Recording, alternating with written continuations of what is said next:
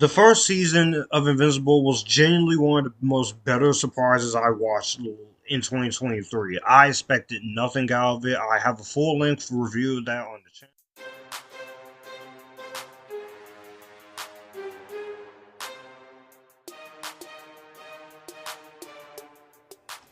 What's going on, my Epictastic Nation? Welcome back to the channel. If you are new here, welcome. If you're a returning member, welcome back. Please consider hitting the subscribe button and be sure to get the non-subscribers into the part of where they're subscribed. So, with that being said, my name is Joshua Drake. I'm talking movies, TV, and on a few occasions, music and anime, and this is going to be my thoughts on Invincible Season 2. With Invincible Season 3 out right now, I'm very late to the party on this. I can finally talk about this. There's going to be no spoilers, by the way, for this. None. I don't want to spoil anything with Season 2 nor Season 3, just like with Season 1. This, of course, is created by Robert Kirkman and the same creators of the original show. And this once again stars Stephen Yeun, Sandra Oh, Gillian Jacobs, J.K. Simmons, Lincoln Booth, Beats, and all of those other great actors here, along with some new actors. That after an earth-shattering betrayal, Mark is trying to get his life back on track as he makes new adversaries and allies, all while dealing with college and dealing with his girlfriend issues, also dealing with feelings for Adam Eve, and also so great is here that he might end up becoming his father in the first parts. And while the second part is the Sypnosis, and that is pretty much the same exact thing. So let's talk about how this second season, my thoughts on this. The first season of Invincible was genuinely one of the most better surprises I watched in 2023. I expected nothing out of it. I have a full length review of that on the channel. Go check that out if you haven't. But I will say I very much loved a lot of what that first season gave us, and I really enjoyed the Adam Eve prequel, which that was just such a great but tragic origin story, and I really enjoyed a lot of what they gave us more to this. So that I really did like a lot. So I was looking forward to this, of course, because I wanted to see more of the world of Invincible, and with so much that was left on the table, I wanted to see what else more they could do with this. And with that being said, I very much enjoyed a lot of what this second season of Invincible had to offer. Now, there are a few issues gleaming into this season that I went into, but I will say this season of Invincible is just as great, if not better, than the first season. This is what I really enjoyed a lot about Invincible, and they nailed a lot of what was going on here. This is awesome stuff.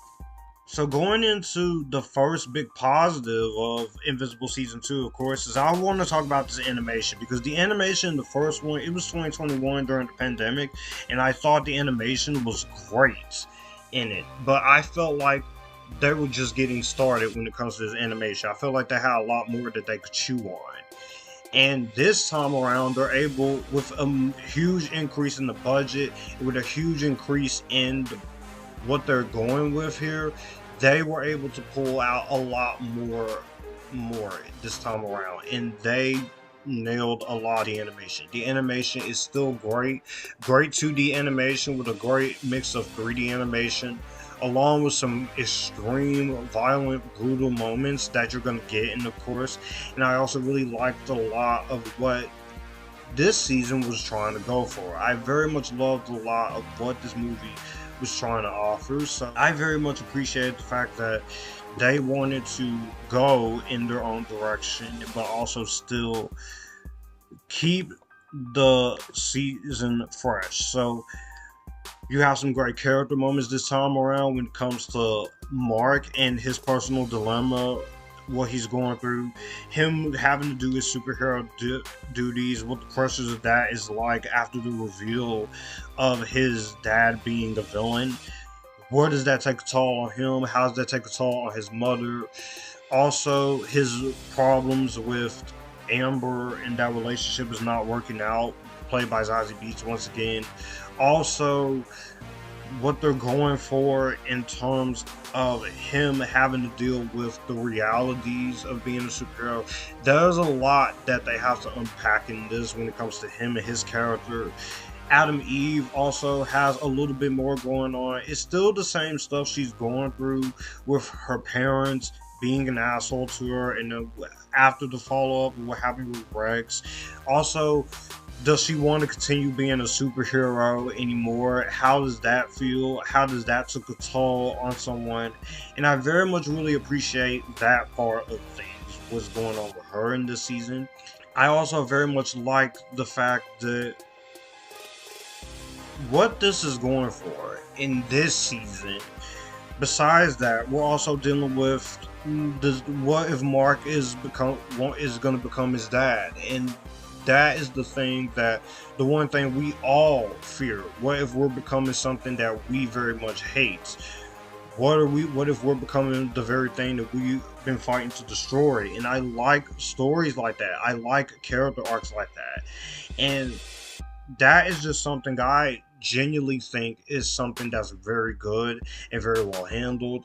I thought it really did do a strong job in what was going on for it. And also, a lot of what's going on here is also pretty fucking hard to watch with a lot of the stuff, especially in some of the later episodes, with a lot of things that's going on here that you're dealing with. Of course, there's some heavy shit going on in this, and they do not shy away from talking about a lot of the heaviness that's going on. How does it go on? And also with that, you're also dealing with the ideas of multiple versions of these superheroes, which is a kind of a multiverse situation. I also really enjoyed the fact that there is a lot more intriguing things that they try to do, which is pretty brutal and pretty intense. It's a lot that's going on in this season, story-wise. And like I said, I don't want to give it all away up front, just in case that there's that one person who has not watched Invincible Season 2, which I don't know how you haven't. It's one of the most popular superhero shows on streaming and on TV right now, besides X-Men 97. But I will say, this season, they still managed to put a lot more in what you're getting here. And there's a lot more darker elements in the story. How does all these situations affect everyone? And there's a lot that goes on in that, and what that can do to someone. That just really was what captivated me to watch the show and continue it, because I really enjoyed a lot of what that was going on for, and how they just nailed it. And it was just a lot more that they could tie into. So I very much enjoyed what they could go into it. In terms of the writing and direction is still very solid. I like a lot of the writing and direction here. There's a lot of stories that they have in the take, which will make any Invincible fan happy. But I will say, for someone who's never read any of them, I very much love a lot of what this is going on here. They really just took an extreme dark turn with this season, and it still has its moments of levity, but I still think that there is a lot going on here that is just very extreme and very excessive in some of the violence, which some of the violence can be a little bit too much for people, which this is a TVMA show, and they don't hold back on the language, the violence, not even as far as the skin showing, which, of course, and they're able to go into some darker themes, and the fact that they dare to go for it is extremely dark. And I very much enjoyed the fact that they said we're going to hit you where it hurt with this season, and it really did hit you where it hurt. And a lot of that craziness here is so good. I love the craziness that was going on in this, and I very much loved just so much that they were able to go for her. And the finale, of course, definitely without spoilers, that was the right way to end the season. Even though I do wish another minor spoiler I'll give, which is I will say that finale. I feel like Mark should just went ahead and confessed as well to Adam Eve. But season 3, I've been watching it, and I'll say, damn. Yeah. And so overall, this season, what's going on here? There are still some moments that are a little bit underwritten for parts, which is one of my criticisms, but I very much enjoyed a lot of what was going on for it. Like the upsetting knowledge of how much that Mark's fear that he's trying to avoid was going on. How does that affect him? How does that affect one person? And that, I feel like, they really hit the nail on the mark there. And he really just said, we're going for it. We're going full deep into that. And the brutal violence is extreme, and there's a lot of intense moments in here. And Adam Eve, she continues to be why she's one of my favorite characters, but also with all that emotional stuff, especially with some devastating losses and such. And characters like Rex, who realizes that he has taken a lot of things, especially women, for granted in his life. And I like that. We get to see a lot more with so much. There's so much I want to go in depth with, but I don't want this video to be too long because I don't want to give away as much as people have seen, because there's some people who has not watched the show, so I don't want to give it all away up front. So that is just pretty awesome. Also, what they do with Debbie, she does have to deal with this herself, but eventually she moved past the constant sorrow and guilt she's felt towards being with Nolan, and accepting how fake her marriage was, and moves on. I love that. I like that a lot of what they're going on in there. So there's a lot directing and writing wise that they do in this show that impressed me, but damn, they hit the nail on the coffin, and they just said, we're not only gonna give you action, we're gonna give you some humor, we're gonna give you some moments of light, but we're gonna fucking hit you where it hurts. And they did hit me where it hurts. And for that, I give this show a lot of credibility, because there's not a lot of animated shows, especially TVMA rated shows, that are able to hit you where it hurts when it wants to hit you where it hurts. It hits you like a brick, like that. But it did its job very well, and I'm very happy that they committed, and they just made a lot of the craziness and what was going on. So I very much loved a lot of what they were doing in that show, in that situation. However, let's talk about what else I very much love about the show, besides the story and direction, because obviously I don't want to give it away up front. I will just say this: action is brutal, it's badass, it holds no punches, and it does not count straight out. It is brutal, it is hardcore, it is violent, it is intense, and it just says, we're gonna hit you where it hurts, and you're gonna end up being completely devastated. So that was just a lot of brutality that you're gonna get there. It's like, damn, okay, I get it. You want to hit me where it hurts, you hit me where it hurts. The action is still great, of course. The animation, of course, I touched on it here, is really good.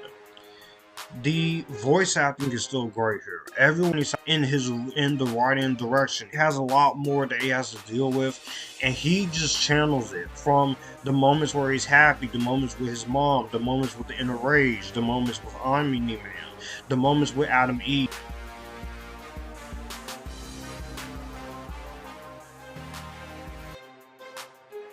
Stephen Yeun continues to show why he is, and he does not to phone it in. You get a raw emotion out of him that is just very good here. Sandra Oh is the same way. I've already touched more about her, but she has a lot to go with her through herself this season. And that I thought was very good. You also have J.K. Simmons coming back as Omni-Man, which he cannot be any more badass than he already is, despite the fact that he's put a lot of pressure on him, and that whole reveal of him being a villain also has gotten to Mark in the ways that he thought that he could have avoided, that he could have tried to prevent. And I thought that he did a very good job in his part. Also, the lovely Gillian Jacobs, which, whew, Gillian Jacobs is just beautiful. It's a cassette! Okay. Oh, come on! I'm just saying! I get it. No! I get it. I'm... Black man's kryptonite. Oh, yeah, me too, me. Honey, you're giving me goosebumps. Knock it off! What? Don't look at me like a lost puppy. You need a safe place to lie down. Yes, definitely. Great. Absolutely. I think it's signed, sealed, and delivered, honey. Yeah. By the way, but this character, Adam Eve, I love this character. This is a great, strong female character who's badass, but also deals with some vulnerability. As I talked about when I reviewed her Adam Eve spinoff, and I reviewed season 1. This is a great character, and her dilemma she's going through this season is really good. You also have supporting cast like Zazie Beetz as Amber, Andrew Rannells as William, Walton Goggins as Cecil, who Cecil is just a really shitty asshole, especially in season 3. Jason Mantzoukas is very good here. Carrie Payton, of course, is great as Marcus, is great. Rex, Zachary Quinto is Robot, Greg Griffin as Amanda is great. Seth Rogen, Ross Marquand, Melise Zhao, Mark Hamill, Chris Diantopoulos, Kevin Michael Richardson. All the returning actors are very good. But we also have some new characters like Armstrong Levi, played by Sterling K. Brown. I thought he was great. Peter Cullen was great. Chris Diamantopoulos is Vidor. Phil Lamar as Lucan is great. Greg Griffin as Stolos. Chantal Vansetten as Anissa, which Anissa, this was one of the biggest surprises though. This character was, in the words of Adam Eve, let me just say it right now. I'm going to play it right now. Wrong choice, asshole. But her character, she is not fucking around in this season. Clancy Brown was great. Jay Farrow was funny as Bulletproof. I love Ben Schwartz. Scoot McNairy, Callista Flockhart, Ella Purnell, Chloe Bennett, Cliff Curtis, Josh Keaton, Paul F. Tompkins. Also, Tatiana Maslany. She was way better here than she was in the few episodes of She-Hulk. I didn't even bother to finish She-Hulk. That's how much I just didn't care about She-Hulk after the first 3 seasons, after what the third season did. I just said, no, I'm not going to watch any more of this show. But overall, what this show had balls and it had ambition. But Tatiana Maslany, she does a lot more here than I think she ever did in She-Hulk. Here, she at least has something to work with. And I'm not saying that Tatiana Maslany is a terrible actress. She is a good actress for what I've seen. I just wish they did better with her. But the voice acting is great. Music is great, the directing is great, each of the episodes is paced very well. Some of the structures of the episodes I like more than others, but I will say I did enjoy a lot of the structuring, a lot of the editing that was going into it, and I very much had fun watching this.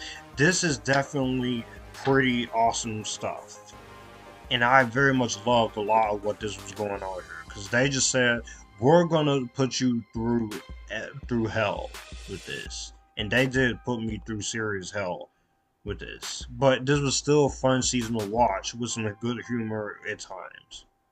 But also, like I said, going back into some of these characters, I'm just very happy they got a lot more to do here, and I very much like it. that is the work of a great TV series. It's whether it's an animated show or a TV series from the back good old days in the 60s and 80s or even 2000s. If you don't have a lot of what to give, then what is there? So why should we care?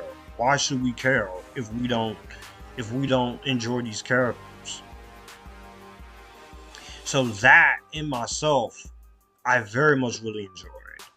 I will say the only few issues I have when it comes to this, because like I said, this is a great season, but I do not think that this is better than season 1. So far, this is the weakest of the 3 seasons we have so far. I will say there are some actors here that gets heavily underutilized, and I wish there was a lot more that they had to do.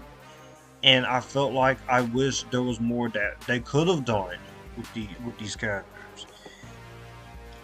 Now, a lot of the acting, of course, is still great. Of course, they all still give it their A game. They all still give some fun moments. But I will say I was disappointed because I wanted more out of Adam Eve and her story, which that was very interesting. Of course, you see her being put through the ringer, though she wants to save people much, like I said, in the positives. But I wanted to see more of that. And see, my issue, like I said, is not the parents' issue, is that I wish there was more of her in the season. But I get it, with such a big ensemble cast, you're dealing with so much going on here, and you have to make sure you keep track and you do it in the best way you know how. So I would definitely say they really did keep things going on track there. I will also say there are some moments where I feel like this was just getting, some of the violence here was just getting a little too excessive in parts. Now granted, this show is hardcore, and they just said it. We gonna put you through some hardcore shit. But damn, that was just brutal, and it was just intense. A lot to see it. I will say that's one of the issues. I feel like we could have had more when it comes to Adam, Eve, and such. Some of these characters returning and new gets a little more sidelined there. So that's another one of my issues there. Some of the violence gets a little bit too excessive, but that's really just a small nitpick. But overall, Invincible Season 2 is a great season of TV that just did everything great. And it just once again showed why this show is on top and why this is one of the best talked about TV shows.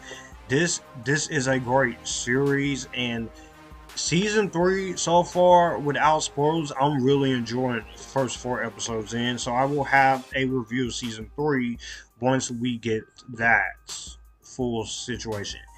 But I will also say this is a big issue on Amazon's part. You should have not split this into 2 parts the way you did. Granted, because the animation wasn't finished and you were also dealing with a writers and actors strike, so that also did kind of put you in a very tough position.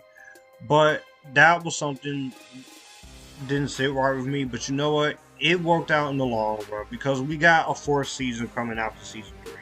But Invincible Season 2 takes everything from the first movie and just said, we're going to continue to make it just as great here. From the various multiverses that we see to the peril that Debbie and Oliver are going into, smaller character moments, a very strong finale, the stuff that Eve and Debbie and Mark is going through, and some potential stuff that we're going to get in season 3. This is a great superhero show and one of my favorites. I'm going to go ahead and recommend this. This was awesome shit. Well, that's going to do it for the video that you just watched. If you want to see more, my channel icon is up here. If you want to see more content from me, All my social medias are right here in this end card. I will also leave a playlist and a video here for you to see what the channel is about. As always, acknowledge me, stay Epictastic, join the Epictasticness, and you guys keep it cool.